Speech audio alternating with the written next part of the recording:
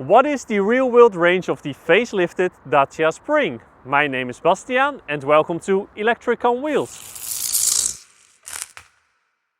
Yes, the Dacia Spring, the cheapest electric car money can buy here in Europe. The version that is standing here has the 65 horsepower engine and it should have a WLTP range of 225 kilometers. Will I reach that?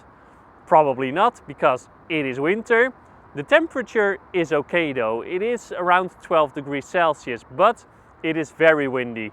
And it will be windy the whole week, so it doesn't really matter when I do the test. That is why I'm doing it now.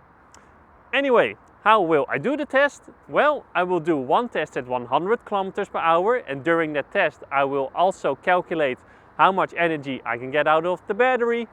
Then I will do one consumption run at 130 kilometers per hour, or well, actually 125, because that is the top speed of this car. And I will do one consumption test at 90 kilometers per hour to simulate those mixed driving conditions. How much energy I can get out of the battery, divided by the consumption at those speeds, and you have the range. But for this car I will do an extra test, because I will also do a consumption run at 80 kilometers per hour, because well, it is a city car made for the urban environment. So how does it handle lower speeds? Is it that much more efficient or not? Alright, the car is, well, here standing for the show, so let's go.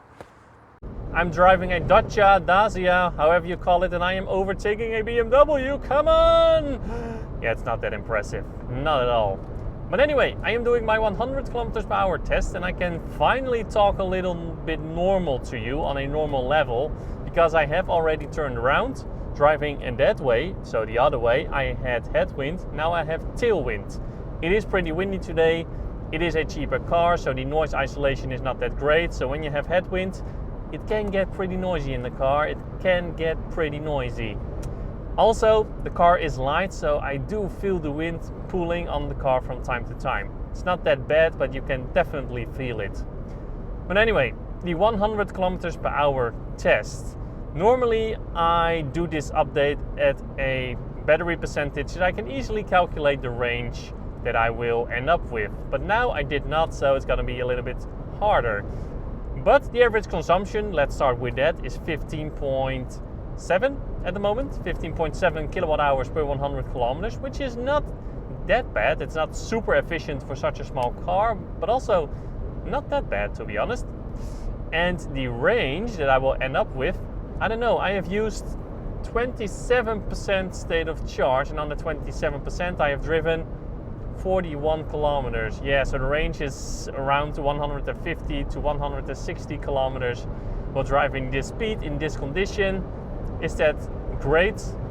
Well, there just isn't a large battery pack, and also it is not the most efficient car that you can have. I think a Tesla Model 3 at these conditions will be more efficient. But anyway, it is cheaper, so blah blah blah blah. The range seems like right now 150 to 160 kilometers. After this, the 90 test, the 80 kilometers per hour test. Yes, special for this car. I will do a 80 kilometers per hour test. And well, in the evening, when the speed limit is raised from 100 to 130 kilometers per hour, I will do the top speed range test. Yeah, that is 120 kilometers per hour, yeah. I am very happy though that the updated version of the Dacia Spring does have cruise control, because the previous version did not. So doing a range test while not having cruise control is a pain in the ass, I don't think it is standard though, but this version got it. So thank you Dacia, thank you. I am currently doing my 90 kilometers per hour consumption run, and in front of me is a truck with Kia EV3s. Yeah, I am driving that car in 3 weeks. I am really curious about that car, really curious. But anyway, I am driving the Dacia Spring at the moment. There they are, look at them. Kia EV3s, yeah. Anyway, I am driving the Dacia Spring at the moment, doing 90 kilometers per hour consumption run, and I have to say the consumption is not that bad, even though it is pretty windy. It is currently hovering at around 14.5 kilowatt hours per 100 kilometers. After this I will do my 80 kilometers per hour consumption run, and I am really curious how much lower the consumption is then, because well, It is a city car, and I think the motor is designed to be more efficient at lower speeds. Well, because it also does not have a lot of horsepower. Yeah, I am currently doing my 80 kilometers per hour consumption run, and one thing is for sure, I am the slowest moving object on the highway. Yeah, even all trucks and lorries are passing me. It's terrible, it's terrible. Anyway, the average consumption is not that terrible because it is around 13 to 13.5 kilowatt hours per 100 kilometers. It is dropping because, well, I have turned around again, so I have tailwind again. So I think I will end up with around 13 kilowatt hours per 100 kilometers, which is not that bad. It's not super efficient, in my opinion, but also not terrible. Anyway, let's go to the 130 kilometers per hour test, and boom, it is dark. Yeah, this is how you do it. Driving top speed with the Dacia Spring. 130 kilometers per hour on the speedo, 125 kilometers GPS speed. Woohoo! Doing my 130 kilometers per hour consumption run. Well, 125 actually, because I can't go any faster.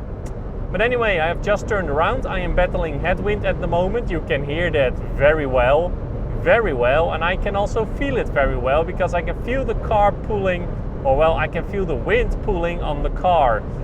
That's just the way it is with a light compact car. That's just the way it is. It is pretty windy today, but it will be windy the whole week, so it doesn't matter when I do the test. Yes, it is also a bit rainy, but again, it's going to be like this the whole week, so it doesn't matter when I do the test. Anyway, I have just turned around. As I have said, I am battling headwind, but I also have a negative elevation change, so that will compensate each other a little bit. The average consumption at the moment is 22.2 kilowatt hours per 100 kilometers. So that means I can do around 100 kilometers while driving at top speed or while doing these kinds of speeds. But I have to say, doing these kinds of speeds with this car for a long time, not recommended at all. It is not made for that. I will keep on going. I am actually driving pretty fast. I'm driving faster than most people, so yeah, I will keep on going, and the result will be at the charger. Well, not at the charger, the result will be soon. Alright, the result of all the range tests. And keep in mind that during all those tests it was around 12 degrees Celsius and pretty windy outside. First of all, the 100 kilometers per hour test. I started the test with 76% state of charge, finished the test with 43%, so that means I have used 33%. On that 33%, I have driven 52.6 kilometers, so the range is 159 kilometers. The average consumption was 15.6 kilowatt hours per 100 kilometers. So having all these numbers means that I could get around 25 kilowatt hours of usable capacity out of the battery pack. And this is the exact same number that Dacia claims that it has, so well done, well done. Then the 130 kilometers per hour test, because during that test I had an average consumption of 22.8 kilowatt hours per 100 kilometers. Yes, that is pretty thirsty if you ask me for such a small car. So that means a range of 110 kilometers. And I did say 130 kilometers per hour test, but I of course mean 125 kilometers per hour because that is the top speed of this car. So, when driving with a higher speed, this car is not more efficient than a bigger car. You can really see that it is not really made for it. It is not really made for those kind of speeds. And again, driving those kind of speeds, it is not that much more efficient than some other bigger cars. It's just the way it is. But then, the result of the 80 and 90 kilometers per hour test. Because during the 90 kilometers per hour test, I had an average consumption of 14.5 kilowatt hours per 100 kilometers. So that means a range of 172 kilometers.